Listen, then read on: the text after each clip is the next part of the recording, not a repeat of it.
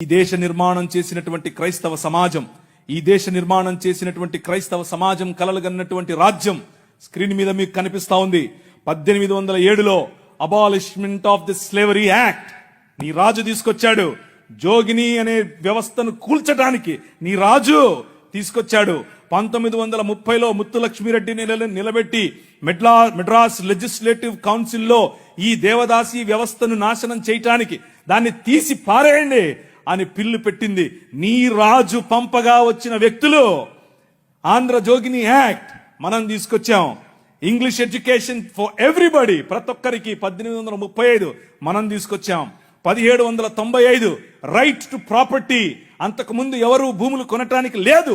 బడుగు బలహీన వర్గాలు భూములను స్వాధీనం చేసుకునేవాళ్ళు. నీకేంద్ర రే మల్లిగా అనేవాళ్ళు, నువ్వెవర రే ఈరిగా అనేవాళ్ళు, నువ్వెవర రే బయటుండు, నువ్వు మా ఇంటికి రావద్దు, నీ నీడ పడద్దు అన్నారు. కానీ నీ రాజు నీకు అధికారం ఇచ్చాడు. భూమి కొనుక్కునే అధికారం, భూమిలో పండించుకునే అధికారం, పండించిన దాన్ని తినే అధికారం నీది.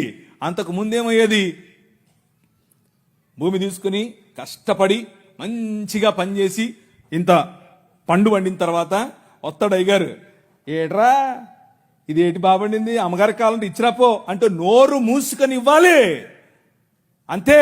అదే చట్టం. కానీ ఈరోజు అది కాదు. నువ్వు పండించింది నువ్వు తింటావు, నువ్వు పండించింది నీ పిల్లలు తింటారు, నువ్వు పండించింది ధైర్యంగా నీకోసం పెట్టుకుంటావు, పొదుపు చేసుకుంటావు. కారణం ఏమిటి?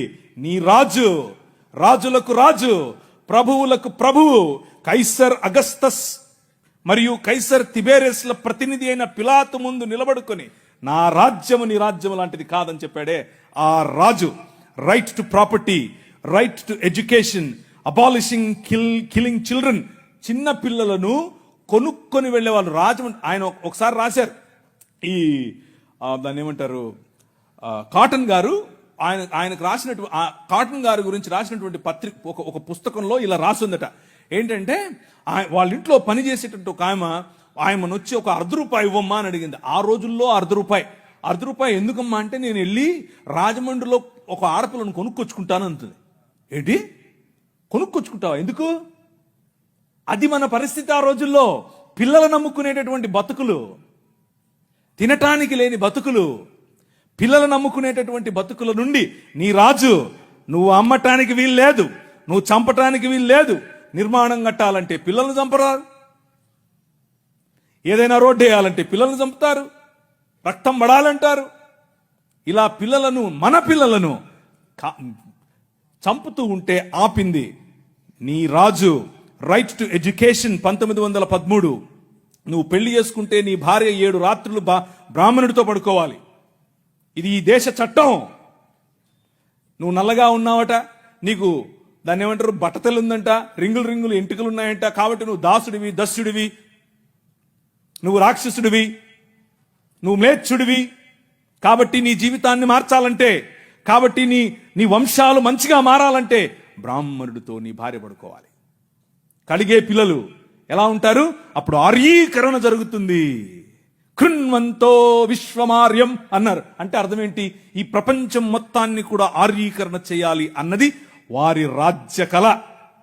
The kingdom of Rama, but the kingdom of God, దేవుని రాజ్యం ఏమన్నా తెలుసా?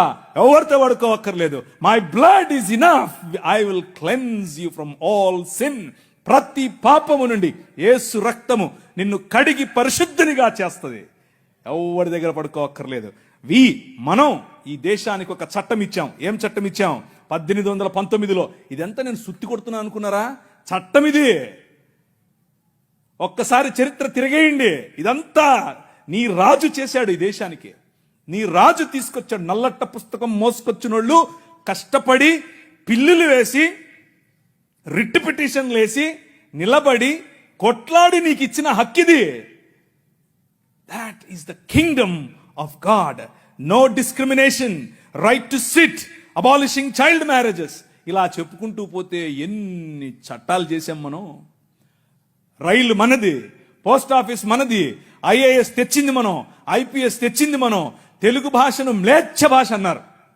అరే ఏం భాష మాట్లాడుతున్నాడు మ్లేచ్ఛుడా అంటే తెలుగు భాషలో డిక్షనరీ, మొట్టమొదటి డిక్షనరీ మంది మీ నాయన రాజు, ద కింగ్. మనం ఇచ్చాం. CP brown, he was a machinery. ఆయన కలెక్టర్ మాత్రమే కాదు, మిషనరీ. తెలుగు భాష గద్య భాగంలో మొట్టమొదటి పేపర్ మనది. తెలుగు భాష గద్య భాగంలో మొట్టమొదటి పుస్తకం మనది. వీళ్ళకు వాళ్ళ సొంత రామాయణం, మహాభారతాలు కూడా ట్రాన్స్లేట్ చేసుకునే దిక్కు లేదు. అది చేసింది మనమే. నిజం చెప్తున్నాను, నేను అబద్ధం చెప్పట్లేదు. మొట్టమొదటి ట్రాన్స్లేషన్ చేసింది కూడా మనమే. వాళ్ళు అది కూడా చేయరు. ఎందుకంటే విద్య పంచకూడదు. వాళ్ళ రాజ్యంలో విద్య పంచకూడదు. మన రాజ్యం అందరికీ విద్య. ప్రతి ఒక్కరూ చదవాలి. ఎందుకు? ఇదిగో నల్లట్ట పుస్తకం కూడా చదవాలి. అర్థమవుతుందా? నల్లట్ట పుస్తకం చదివితే దిమాగ్ ఖరాబ్ అవుతుంది, దిమాగ్ ఫిరాయిస్తుంది. మనిషి వెంటనే మనిషి అవుతాడు. ఈ రాజ్యం మనుషుల కోసం రాజ్యం. ఆ రాజ్యం తలకాయలో నుంచి వచ్చిన వాళ్ళకి మాత్రమే రాజ్యం, భుజాల్లో నుంచి వచ్చిన వాళ్ళకే రాజ్యం. ఈ రాజ్యం అందరి రాజ్యం, అందరికీ సుభిక్షత, అందరికీ పట్టభద్రత్వం. అలెగ్జాండర్ డఫ్ అనే ఒక ఆయన ఎంతమంది ఉన్నారు ఈ పేరు? ఒకరు, ఇద్దరు, ముగ్గురు, ఒక 10-15 ఉన్నాయి. మిగిలిన వాళ్ళు ఒక చెంచా నీళ్లు తీసుకొని దూకండి. అలెగ్జాండర్ అంటే పొరపాటున మీద గ్రీకు ఒక ఆయన వచ్చాడు గుర్రం వేసుకుని, ఆయన అనుకుంటారు కాదు, ఈయన వేరే. అలెగ్జాండర్ డఫ్. ఈయన రవి అస్తమించని బ్రిటిష్ సామ్రాజ్యం పైన ఇన్ఫ్లుయెన్స్ తీసుకొచ్చాడు. ఏం ఇన్ఫ్లుయెన్స్ తెలుసా? నా పిల్లలు చదవాలి, మా భారతీయ పిల్లలు చదువుకోవాలి. వీళ్ళు అన్నారు, ఎందుకు, మాకు అవసరం లేదు, మీ పాశ్చాత్య విద్యతో మేమేం చేస్తాం, మేము మంత్రాలు చదువుతాం. ఆయన అన్నాడు, మంత్రాలకు చింతకాయలు నైరాల్తా హై. అలెగ్జాండర్ డఫ్, నో, చదవాలి, మన పిల్లలు చదవాలి, ఆంగ్ల భాషలో చదవాలి, ప్రతి భాషలో చదవాలి, తెలుగులో చదవాలి, తమిళంలో చదవాలి, బెంగాలీ కావాలి, పుస్తకాల తర్వాత పుస్తకాలు, పుస్తకాల తర్వాత. ఈ అలెగ్జాండర్ డఫ్ యొక్క ఇన్ఫ్లుయెన్స్ కారణం చేత ఈశ్వరచంద్ర విద్యాసాగర్, అలాగే రాజా రామ్మోహన్ రాయ్ ఇలాంటి వాళ్ళు నిలబడి, ఎస్, మా పిల్లలు చదవాలి, మా పిల్లలు కూడా చదవాలి, మంత్రాలకు మేమేం చేసుకోవాలి, అవసరం లేదు, ఎల్లమ్మకు పుల్లమ్మకు పోయి మీరు చదువుకోండి అని యూనివర్సిటీస్ ఒకే సంవత్సరంలో అటువైపు మెడ్రాస్ యూనివర్సిటీ, ఇటువైపు బాంబే యూనివర్సిటీ, ఇటువైపు శ్రీరాంపూర్ యూనివర్సిటీగా ఈ రోజు ఏదైతే ఉందో బైబిల్ కాలేజ్ అనుకుంటున్నారో అది ఆ రోజు కల్కటా యూనివర్సిటీ. 3 యూనివర్సిటీలు స్థాపించటానికి వెనకుండి పనిచేసింది ఈ అలెగ్జాండర్ డఫ్. ఈయన ప్రభావం, ఈయన ఇన్ఫ్లుయెన్స్ కారణం చేత మెకాలే అనే ఒక వ్యక్తిని ఈ దేశానికి పంపించారు. పోయి చూసి రాపో బాబు, అసలు చదువు అవసరమా లేదా. ఆయన ఇచ్చినటువంటి నివేదిక, ఎస్, అందరూ చదవాలి. ఇంతమంది కూర్చొని ఉన్నారు, బైబిల్ సంకలో పెట్టుకుని ఓ వెళ్ళిపోతున్నారు, బాగుంది. కానీ ఏడి ఒక్క అలెగ్జాండర్ డఫ్? మీ ఊరు ఎమ్మెల్యేని ఇన్ఫ్లుయెన్స్ చేసే దమ్ముందా నీ దగ్గర? మీ ఊరు ఎంపీ దగ్గర నిలబడుకొని మాకు ఇది కావాలి అని అడిగే దమ్ముందా నీ దగ్గర? అలెగ్జాండర్ డఫ్ నీ కోసం కొన్ని 100 సంవత్సరాల క్రితం నీ పిల్లల కోసం ఆలోచించాడు. ఎలా కట్టాం మీ దేశాన్ని తెలుసా? దూరదృష్టి, దూరంచే యుద్ధవాసనను పసిగట్టడం. యోబు గ్రంథంలో రాసినట్టు, గుర్రమును చూచితివా, అది వాడి రౌతును తిరస్కరిస్తుంది, తలతలలాడు ఈటెలను మెలమెలలాడు ఆ బల్లెములను చూసినప్పుడు రా రా అని ఉద్దండ కోపముతో మిడతల వలె గంతులేసి ముందుకెళ్తుంది. యుద్ధం అంటే దానికి అంత ఇష్టం. ఏది, ఎక్కడున్నారు అలెగ్జాండర్ డఫ్లు? రైజ్ అప్, ఇంతవరకు పాట పాడారు. లే నిలబడు, లే నిలబడు. ఎప్పుడు నిలబడతావు ఇంక నువ్వు? నీ చరిత్ర. డాక్టర్ బాబాసాహెబ్ భీమ్రావ్ అంబేద్కర్ గారి మాట అన్నారు. ఆయన కూడా ఒక చోట నేర్చుకున్నదే, మనమే నేర్పాం. The king of this world నేర్పాడు. ఏమన్నారు తెలుసా? చరిత్ర, నీ చరిత్ర తెలుసుకోకపోతే నువ్వు చరిత్రలో లేకుండా పోతావు. ఇది నీ చరిత్ర. ఇది నువ్వు ఈ దేశానికి, ఈ దేశ నిర్మాణంలో నువ్వు సాధించినటువంటి చరిత్ర. దారా యాక్ట్ 1879. దారా అంటే డెక్కన్ అగ్రికల్చరల్ రిఫార్మ్స్ యాక్ట్ దాని పేరు. ఆ రోజుల్లో స్వరాజ్యం లోకమానుడు ఉన్నాడు కదా ఆయన అన్నాడు, ఏమన్నాడు, ఆయన ఎందుకు అంతటానికి, ఎవరికి, పేదలు, బడుగు, బలహీన వర్గాలు వెళ్ళి దాన్ని ఏమంటారు, దున్నుకుంటామయ్యా అంటే, సరే దా. అదేదో ఆ రోజుల్లో సినిమా వచ్చింది, సబ్బు పౌడరు చూపించి వాళ్ళ దగ్గర భూములు తీసుకునేవాడు. ఆ టైప్ ఇడు.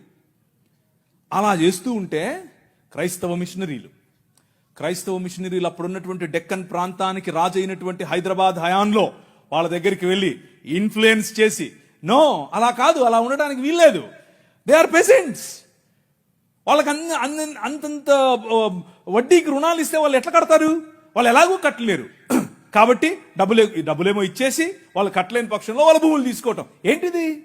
This is not righteousness, this is not right. అది న్యాయం కాదు. ఆయన భుజముల మీద రాజ్యభారముండును.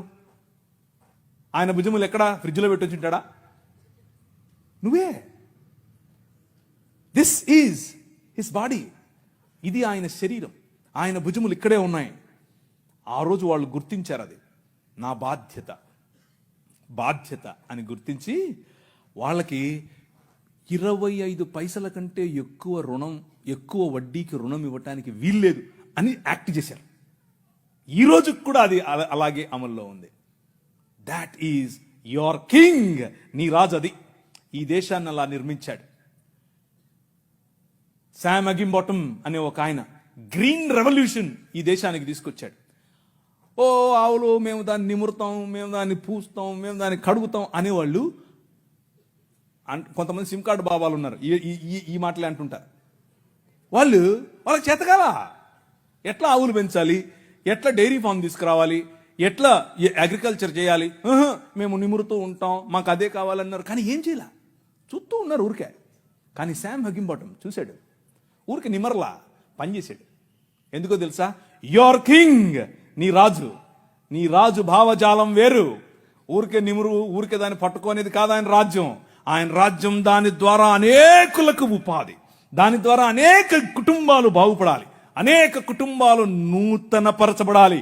ఆయన 21వ అధ్యాయం ప్రకటన గ్రంథం 3, 4, 5 వచనాల్లో సింహాసనాసీనుడైన వాడు ఈ విధముగా సెలవిచ్చుచున్నాడు, ఇదిగో నేను సమస్తమును నూతనపరచుచున్నాను, క్రొత్త ఆకాశము క్రొత్త భూమిగా తయారు చేసేటటువంటి అగ్నిలో పుటము వేసి బయటకు తీసినట్లుగా ఈ ప్రపంచాన్ని పునరుత్థానము చెందించే పనిలో నన్ను వాడుకుంటున్నాడు. That is your king. ఆ రాజు వచ్చాడు, ఆ రాజు పని మొదలెట్టాడు. ఎలా మొదలెట్టాడు? ప్రతి సమాజాన్ని పట్టుకోవటం ద్వారా, ప్రతి ప్రభుత్వాన్ని ప్రభావితం చేయటం ద్వారా. ఆనాడు నిమ్రోదు సమయం మొదలుకొని ఈనాడు నరేంద్ర మోదీ గారి ప్రభుత్వం వరకు హీ ఈజ్ ద కింగ్. ఆయనే నడుపుతున్నాడు, ఆయనే చేస్తున్నాడు. మన జీవితాలను మరింత ప్రభావవంతమైనదిగా చేయటానికి ఈరోజు భారతదేశం అన్ని దేశాల కంటే రిలీజియస్ మైనారిటీస్ పైన ఒత్తిడి తీసుకొని రావటంలో, వారిని హింసించడంలో ప్రపంచంలో ర్యాంక్ నంబర్ 1 మనం. నంబర్ 1 ర్యాంక్ మొన్నే వచ్చింది.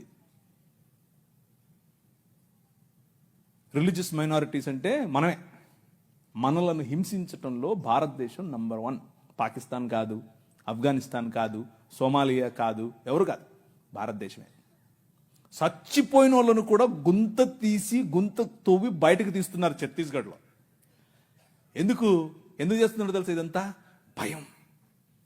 ఏంటా భయం? వీళ్ళందరినీ మనుషులు చేస్తున్నారు, వీళ్ళందరూ సమానం అంటున్నారు. మనుష్యత్వం, మతం మనుష్యత్వం ఎదుట నిలబడలేదు. భయం దానికి. మతానికి నిజమైన మనిషిని చూస్తే భయం. నిజమైన మనుష్యులను తయారు చేసేటటువంటి దేవుని రాజ్యం, నిజమైన మనుష్యత్వాన్ని ఈ ప్రపంచంలో వెలుగుగా ప్రకాశింపచేయటానికి పిలువబడినటువంటి దేవుని రాజ్యం. ఆ రాజ్యం నిలబడాలి, ఆ రాజ్యం పోరాడాలి, ఆ రాజ్యం భయంకరమైనటువంటి ఈ ఒడుదుడుకులలో కూడా నిలబడాలి. అలా నిలబడటానికి మీరు